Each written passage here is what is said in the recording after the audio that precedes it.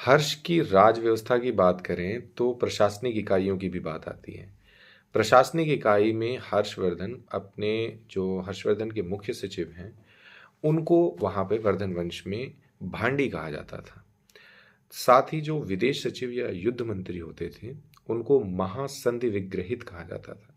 नाम से ही आप थोड़ा आइडिया लगा सकते हो कि जो संधि का विग्रह करता हो, यानी कि संधि तोड़ने या जोड़ने वाला जो भी काम करता हो, तो वो आपका युद्ध मंत्री या विदेश मंत्री कहलाता था। इसके अलावा सेनापति को महाबल अधिकृत यानी महाबलाधिकृत कहते थे। नाम से बहुत सिंपल है कि जिसको महाबल अधिकृत किया गया हो, सेना अधिकृत की गई हो।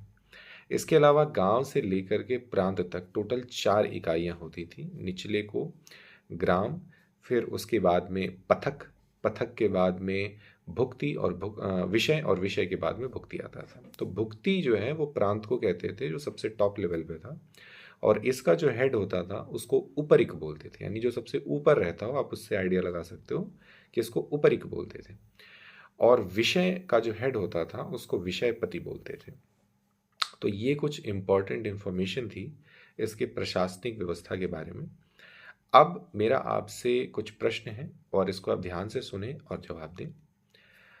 हर्षवर्धन के शासनकाल में प्रश्न आता है कि निम्न में से कौन से कथन सही हैं या गलत हैं, आप बताएं। स्टेटमेंट 1, हर्षवर्धन के शासनकाल में संस्कृत भाषा प्रचलन में थी।